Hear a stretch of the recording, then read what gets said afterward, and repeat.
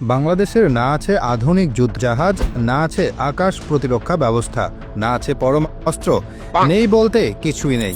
তবে আমাদের আছে 50টিরও বেশি পাবলিক বিশ্ববিদ্যালয়, যাদের কাজ রাজনীতি নিয়ে মাতামাতি আর রাজনৈতিক দলের গোলামি করা।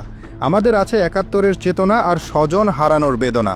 আপনজন হারাবার বেদনা। আমাদের আছে জনম দুঃখিনী মা আর বাবা হারানো আপা। আমাদের আছে নির্বাচন আর উন্নয়নের জিকির। উন্নয়ন।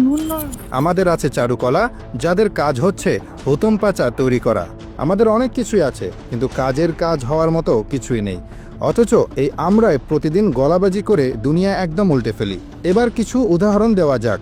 জোর যার মুল্লুক তার, এই প্রবাদ বাক্যটি আন্তর্জাতিক সম্পর্কের ক্ষেত্রে কতটা সত্য তা নিয়ে বিতর্ক থাকলেও সামরিক শক্তি যে একটা দেশের অস্তিত্ব ও প্রভাব বিস্তারের অন্যতম চাবিকাঠি তা অনস্বীকার্য। আমরা তো মুখে মুখে 7 সিস্টার্স দখল করে ফেলি, কিন্তু বাংলাদেশের সামরিক শক্তি কতটা সমৃদ্ধ তা কি জানেন? ভারত ও পাকিস্তানের তুলনায় আমরা ঠিক কোথায় দাঁড়িয়ে? প্রথমেই আসি সৈন্য সংখ্যার হিসাবে। বাংলাদেশের সক্রিয় সেনা সদস্যের সংখ্যা প্রায় ১,৬০,০০০-এর আশেপাশে। রিজার্ভে আছে আরও প্রায় ৫০,০০০। অন্যদিকে ভারতের সক্রিয় সেনা সদস্য প্রায় ১৪ লক্ষ আর পাকিস্তানের প্রায় ৬.৫ লক্ষ। সংখ্যাতত্ত্বের এই হিসাব একপাশে রাখলে দেখা যায় শুধু সংখ্যাই সব নয়, প্রশিক্ষণ, দক্ষতা আর আধুনিক সরঞ্জামের ব্যবহারও গুরুত্বপূর্ণ। ট্যাঙ্ক, কামান, যুদ্ধ বিমানের পরিসংখ্যানে আমরা ভারত বা পাকিস্তানের মতো বিশাল অঙ্কের অধিকারী নই। তাদের কাছে পরমাণু অস্ত্রও আছে, যা আমাদের নেই। আমরা আবার এমনিও শান্তিকামী দেশ। যুদ্ধ বিমান কিংবা রণতরীর ক্ষেত্রেও কম বেশি একই অবস্থা। তবে এর মানে এই নয় যে আমরা খালি হাতে বসে আছি। আমাদেরও আছে কিছু আধুনিক অস্ত্র, আর ধীরে ধীরে সেই ভাণ্ডার আরও সমৃদ্ধ করার চেষ্টা চলছে। মাঝে মধ্যেই শোনা যায় অমুক দেশ থেকে নতুন যুদ্ধবিমান আসছে বা তমুক দেশ থেকে শক্তিশালী মিসাইল কেনা হচ্ছে। পরে অবশ্য দেখা যায় পরিসংখ্যান সেই আগের মতোই। সামরিক খাতে খরচের হিসেবেও আমরা ওই দুই দেশের তুলনায় পিছিয়ে। ভারতের প্রতিরক্ষা বাজেট যেখানে বিলিয়ন বিলিয়ন ডলারের খেলা, সেখানে আমাদের বাজেট অনেকটাই সীমিত। যেন পাড়ার ক্রিকেট টুর্নামেন্টে ছোট দল হয়েও বড় দলের সাথে টক্কর দেওয়ার মতো ব্যাপার।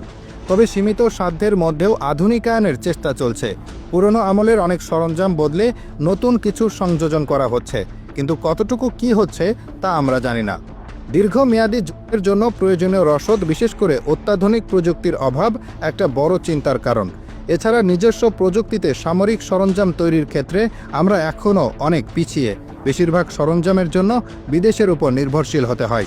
এর ফলে জরুরি অবস্থায় সরবরাহ নিয়ে একটা চিন্তা থেকেই যায়। অনেকটা যেন পরীক্ষার আগে বন্ধুর নোটের উপর ভরসা করার মতো অবস্থা আর কি। সাইবার সিকিউরিটির যুগে এই ক্ষেত্রেও আমাদের আরও বেশি মনোযোগ দেওয়া প্রয়োজন, কারণ আজকাল যুদ্ধ শুধু মাঠে হয় না, সাইবার জগতেও চলে। আমাদের নৌবাহিনীকে আরও শক্তিশালী করা দরকার, কারণ আমাদের রয়েছে বিশাল এক সমুদ্রসীমা। সেই সমুদ্রসীমা রক্ষা করা, সামুদ্রিক অর্থনীতি নিরাপত্তা নিশ্চিত করাটাও তো জরুরি। ভারত ও পাকিস্তানের সাথে বাংলাদেশের সামরিক শক্তির তুলনা অনেকটা অসম। তাদের ভূ রাজনৈতিক প্রেক্ষাপট, ঐতিহাসিক প্রেক্ষাপট এবং দীর্ঘদিনের সামরিক প্রস্তুতির ফলে তারা আজ এই অবস্থানে। মুখে ফাঁকা আওয়াজ করলেও সামনাসামনি পাল্লা দেওয়ার মতো কবজির জোর আমাদের নেই। আমাদের প্রয়োজন নিজস্ব সামর্থ্য অনুযায়ী আধুনিক, প্রশিক্ষিত এবং কার্যকর প্রতিরক্ষা ব্যবস্থা গড়ে তোলা, যা দেশের সার্বভৌমত্ব রক্ষায় সক্ষম হবে।